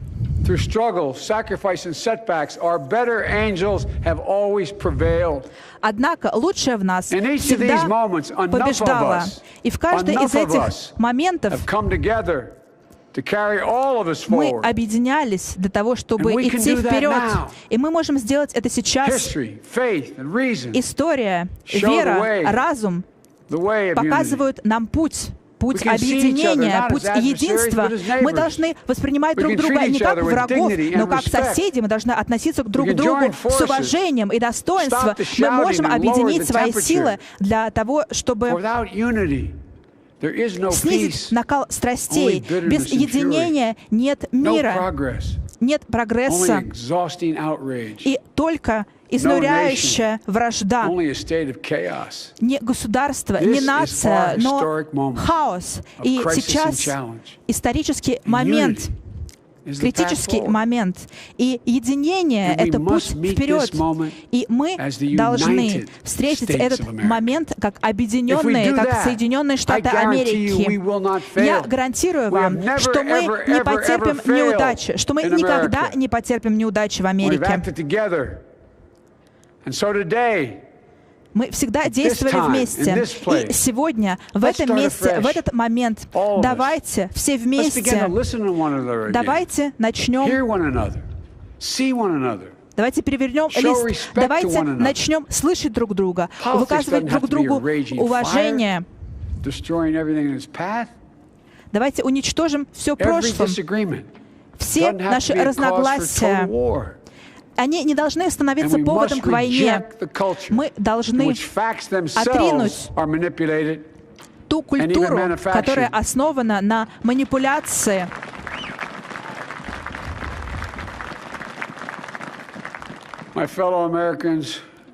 Уважаемые сограждане, мы должны действовать по-другому. Америка должна быть лучше, чем это. И я считаю, что Америка гораздо лучше. Просто посмотрите вокруг. Мы находимся в тени купола Капитолия, который видел в тот момент, который видел еще гражданскую войну. И тогда мы смогли победить. И вот мы сейчас здесь, вместе, где Кинг говорил про свою мечту. И на другой инаугурации были протесты, а сегодня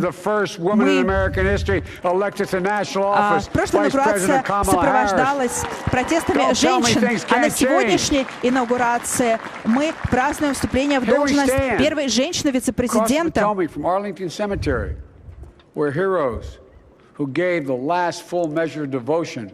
На кладбище, которое примыкает к Капитолию, покоятся многие герои, которые положили свою жизнь на благо Америки. И на этом священном месте толпа вторгнулась в Капитолий для того, чтобы вывести нас с этого священного места. Этого не случилось, этого никогда не случилось. Ни сегодня, ни завтра, никогда. Никогда.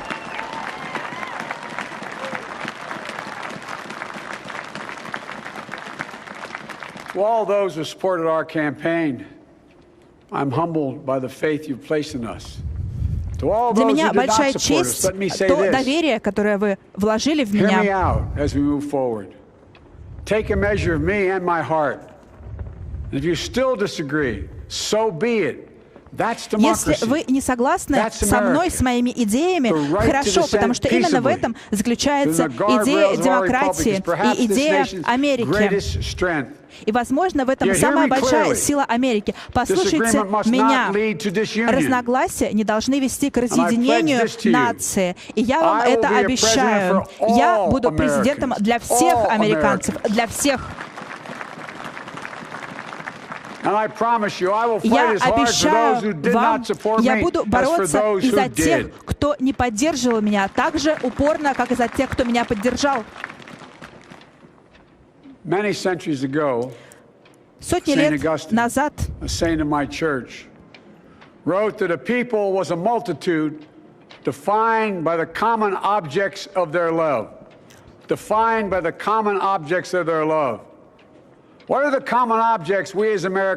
были написаны общие цели, которые объединяют американцев, и мы их все знаем. Это возможность, безопасность, уважение, честь людей и правда, истина. И последние месяцы научили нас горькой правде, что ложь очень часто используется для достижения власти. И руководители, которые обещали защищать нашу Конституцию, защищать наших граждан, защищать Конституцию и бороться с ложью, не выполнили этого обещания. Я понимаю, что многие из сограждан смотрят в будущее со страхом. Я понимаю, что они беспокоятся насчет своих рабочих мест.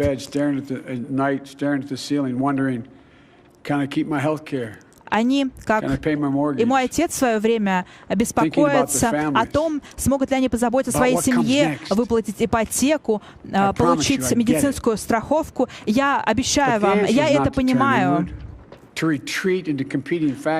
Но из-за этого не стоит выступать против тех, кто не похож на вас. Мы должны прекратить эту нецивилизованную войну, которая ведется сейчас между консерваторами и либералами, между городскими жителями и сельскими жителями. Мы должны это преодолеть и открыть свое сердце. Если мы продемонстрируем немножко больше смирения, немножко больше понимания, толерантности, то мы сможем это преодолеть. Как говорила моя мама, просто на секундочку представь себя на месте другого человека. Потому что смысл в жизни вот в чем.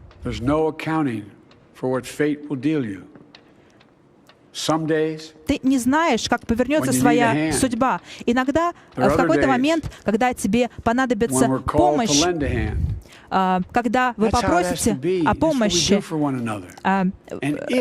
вы получите эту помощь. Именно так, это именно то, что делает нашу страну более процветающей, более готовой к будущему. И, конечно, мы в чем-то можем не соглашаться. Уважаемые сограждане, перед нами стоит большая задача, большая работа. Выйти из этих темных времен. И, возможно, мы должны выступить в борьбу, выступить в борьбу с пандемией все вместе, объединенные. И как говорится в Библии, возможно, ночь — это темное время, но с рассветом появится свет, и мы должны в этом всем действовать вместе. Мои коллеги из Сената, мы все понимаем, что мир следит за нами сегодня. И вот что я хочу сказать миру. Америку испытывали, и мы вышли из этого испытания еще сильнее. Мы восстановим свои партнерства и снова будем взаимодействовать с миром. Не для того, чтобы бороться со вчерашними угрозами, но чтобы бороться с угрозами сегодняшними. И мы будем лидерами не только в качестве примера, но мы будем оказывать влияние своим примером на весь мир. Мы будем сильным партнером по сохранению мира и безопасности мира.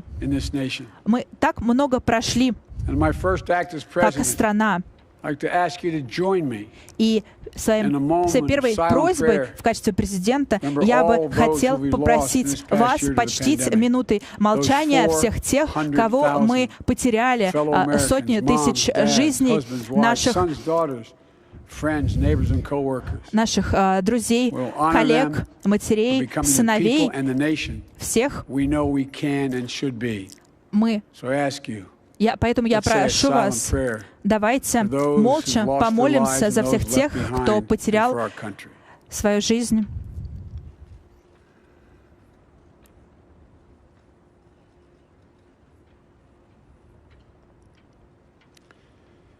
Amen.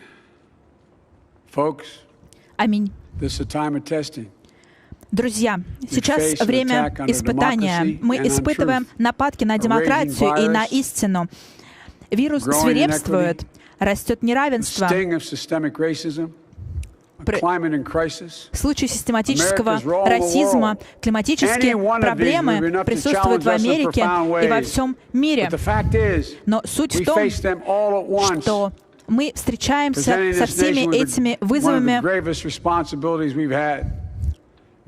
одновременно. И теперь мы должны выступить все вместе. Пришло время действовать смело.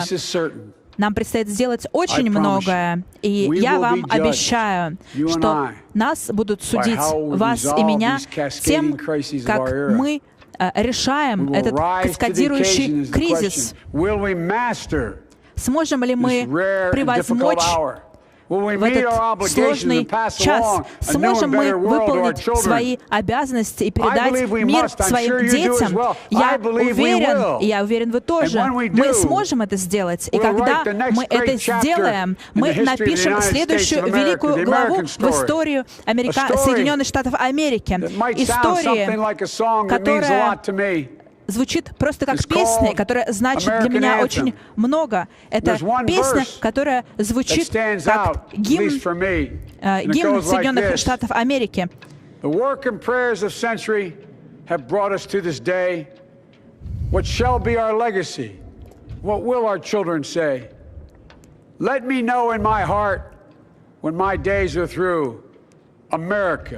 America, I gave my best to you. Let's us add our own work and prayers И давайте все добавим все наши молитвы, объединим все наши молитвы воедино. И когда пройдут эти дни испытаний,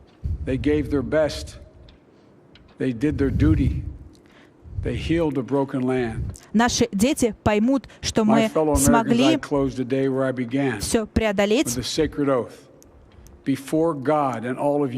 И я начну свой первый день с обещания. Я всегда буду с вами. Я буду защищать Конституцию, я буду защищать нашу демократию, буду защищать Америку. И я дам... Я сделаю все возможное, служа вам на благо нашего общества, чтобы мы все вместе смогли написать американскую историю надежды, а не страха, объединения, а не разъединения, света, а не темноты, уважения и достоинства, любви и излечения, величия и доброты. Пусть именно эта история нас ведет, история, которая нас вдохновляет, история, которая нам говорит, что впереди, перед нами еще лежат многие века демократии и надежды, справедливости и истины, в течение которых мы будем процветать, что Америка достигла безопасности в своих границах и является примером для других. Именно это мы должны передать дальнейшим поколениям.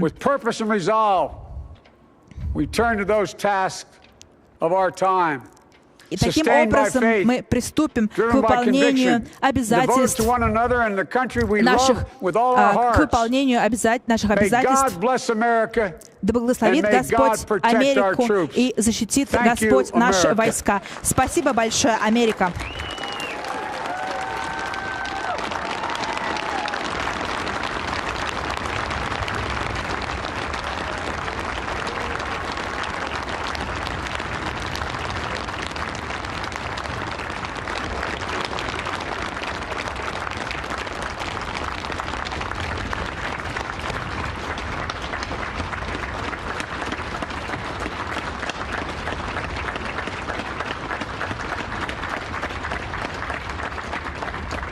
Ladies and gentlemen, please be seated.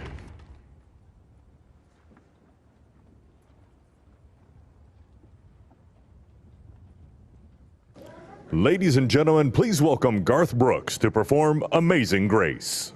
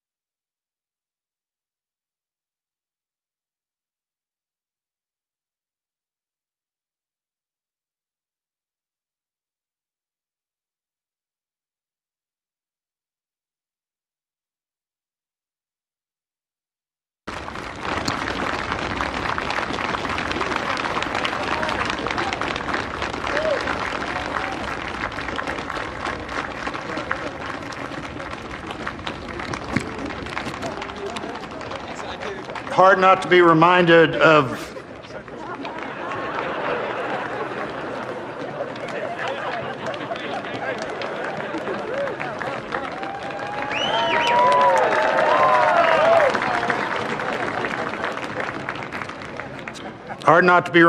President Obama's singing that same song at the Mother Emanuel Church. A song that in our culture is as close to both poetry and prayer as you could possibly come. And we're going to finish with those two things. Let me introduce Amanda Gorman, our nation's first ever National Poet Laureate.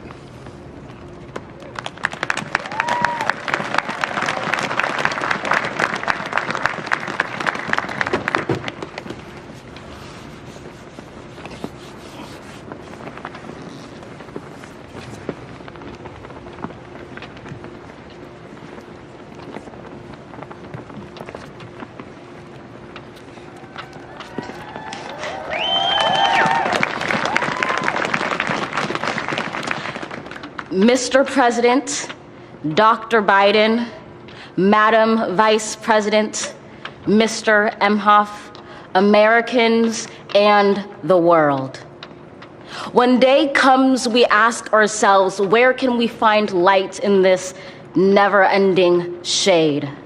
The loss we carry, a sea we must wade. We've braved the belly of the beast. We've learned that quiet isn't always peace, and the norms and notions of what just isn't always just is.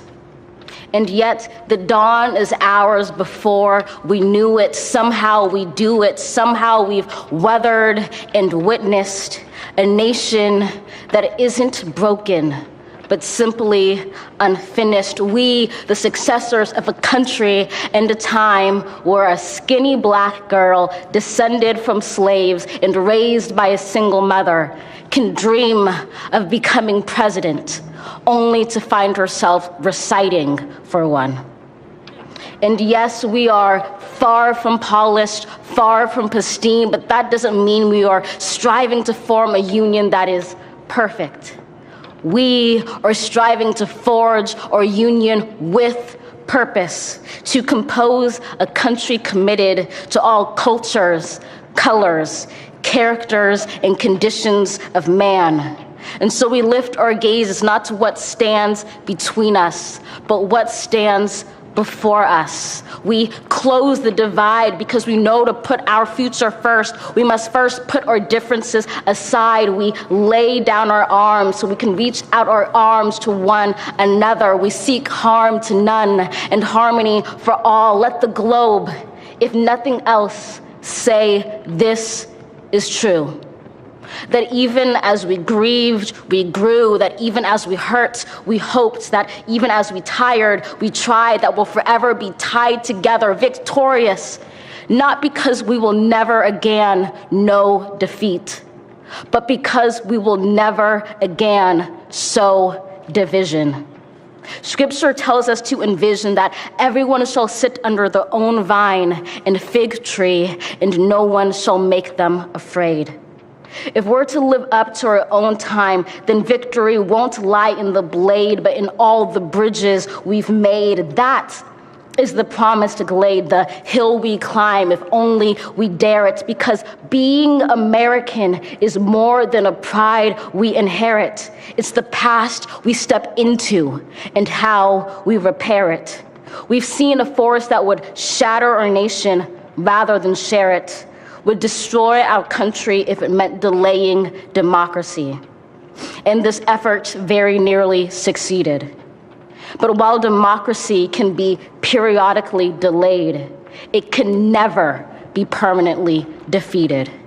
In this truth, in this faith we trust, for while we have our eyes on the future, history has its eyes on us. This is the era of just redemption. We feared it at its inception. We did not feel prepared to be the heirs of such a terrifying hour, but within it we found the power to author a new chapter, to offer hope and laughter to ourselves. So while once we asked, how could we possibly prevail over catastrophe?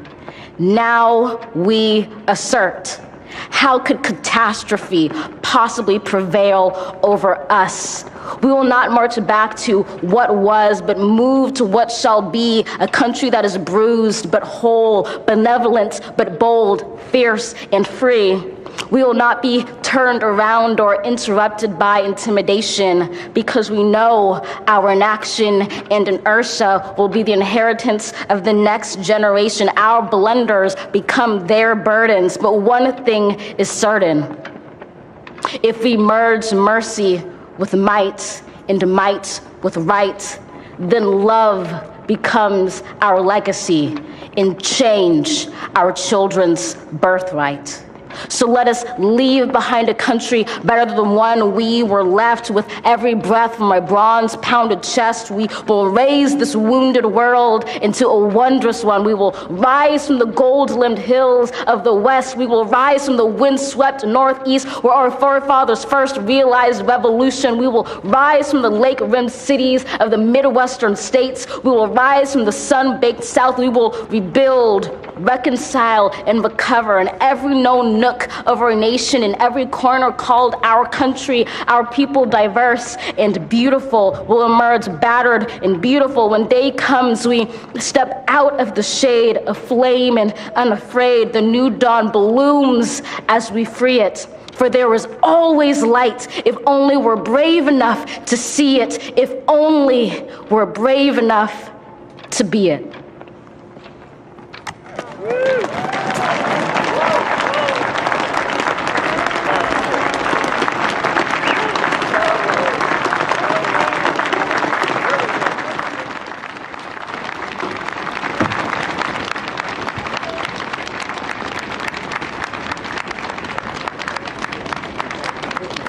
Thank you, Amanda Gorman. Now for our benediction, I'm pleased to introduce Reverend Dr. Sylvester Beeman, the pastor of the Bethel African Methodist Episcopal Church in Wilmington, Delaware, a friend of President Biden for 30 years.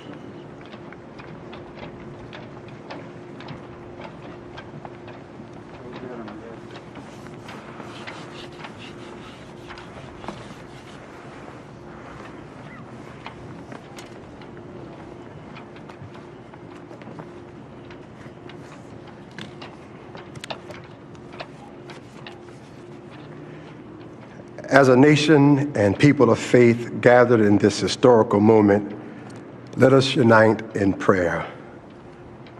God, we gather under the beauty of your holiness and the holiness of your beauty. We seek your face, your smile, your warm embrace. We petition you once more in this celebration. We pray for divine favor upon our President, Joseph R. Biden, and our First Lady, Dr. Jill Biden, and their family. We further ask that you would extend the same favor upon our Vice President, Kamala D. Harris, and our second gentleman, Doug Emhoff, and their family. More than ever, they and our nation need you. We need you, for in you we discover our common humanity. In our common humanity, we will seek out the wounded and bind their wounds. We will seek healing for those who are sick and diseased. We will mourn our dead. We will befriend the lonely, the least, and the left out. We will share our abundance with those who are hungry. We will do justly to the oppressed, acknowledge sin, and seek forgiveness, thus grasping reconciliation. In discovering our humanity, we will seek the good in and for all our neighbors. We will love the unlovable, remove the stigma of the so-called untouchables. We will care for our most vulnerable, our children, the elderly, emotionally challenged, and the poor. We will seek rehabilitation beyond correction. We will extend opportunity to those locked out of opportunity. We will make friends of our enemies. We will make friends of our enemies. People, your people, shall no longer raise up weapons against one another.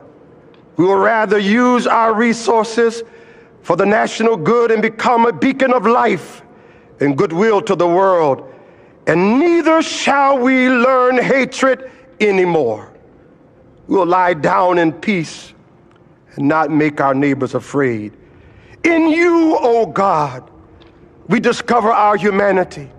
In our humanity, we discover our commonness. Beyond the difference of color, creed, origin, political party, ideology, geography, and personal preferences, we'll become greater stewards of your environment, preserving the land, reaping from it a sustainable harvest, and securing its wonder and miracle-giving power for generations to come. This is our benediction, that from these hallowed grounds, where slaves labored to build this shrine and citadel to liberty and democracy, let us all acknowledge, from the indigenous Native American to those who recently received their citizenship, from the African American to those whose foreparents came from Europe and every corner of the globe, from the wealthy to those struggling to make it, from every human being regardless of their choices, that this is our country. As such, teach us, O God. As such, teach us, O God, to live in it, love in it, be healed in it, and reconcile to one another in it, lest we miss kingdom's goal. To your glory, majesty, dominion, and power forever. Hallelujah. Glory, hallelujah. In the strong name of our collective faith. Amen. Please remain standing as the Armed Forces Color Guard retires our national colors.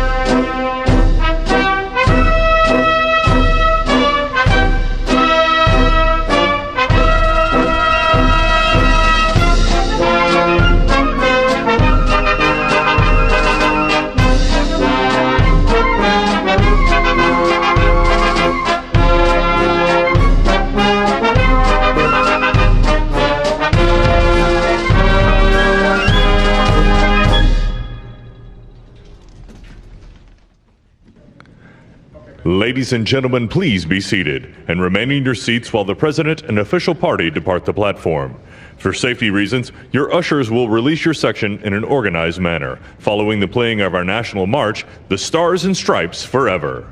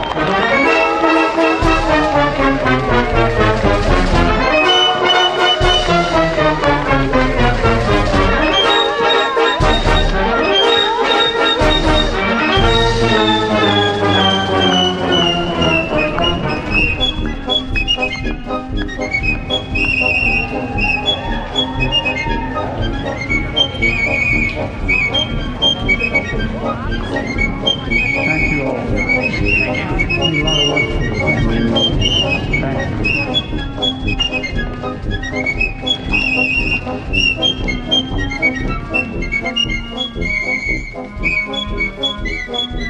Janet, we really witnessed something today. What did we witness? Janet, we really witnessed something today. What did we witness? Secession. Orderly, disciplined. Orderly, disciplined secession. I'd like to make a couple of remarks in terms of Abraham Lincoln. He was quoted 3 times, now not by necessarily President Biden, but from the time the ceremony started. And 2 of the quotes were coming from his inauguration. How about the first youth poet, Amanda Gorham? She was tremendous, using words like rebuild and recovery. But she's awfully skilled in alliteration. Yes, Amanda Gorman's poem, The Hill We Climb, an uplifting moment. Poets have been included in the ceremony since 1961. We were talking a little bit earlier, Robert Frost, that year for Kennedy's inauguration, read a poem, and it's one of these ways in which this tradition is expanding and contracting, right? There are different things each year, and there are some things that are the same from one to the next, but one constant is the peaceful transfer of power. You know, at times during inaugural ceremonies, you can see things that look regal, and then you have something that was just so common and it just fit. Garth Brooks walking down the staircase and singing Amazing Grace, and when he left, it's as if his horse was hitched on the east side of the Capitol and he rode off. It was just wonderful. You know, the Joint Congressional Committee on Inaugural Ceremonies, Chairman Blunt said, we're witnessing an event both commonplace and miraculous. And I think you just summed it up right there. The commonality that we feel when we see musical performances, when we hear live music, and then this miraculous moment where we see this changeover of power. And it's something which is unique to the United States, this ceremony. Nobody else does anything like this. And nobody else has a live stream feed like ours, because we have cameras in places. Even now. We have cameras in places nobody else does. So we're getting some angles here. You can see the Obamas there. Secretary Chow behind Mrs. Obama, Senator McConnell's wife. That's VP Harris's children just behind them. Cole and Ella. Ella has the decorated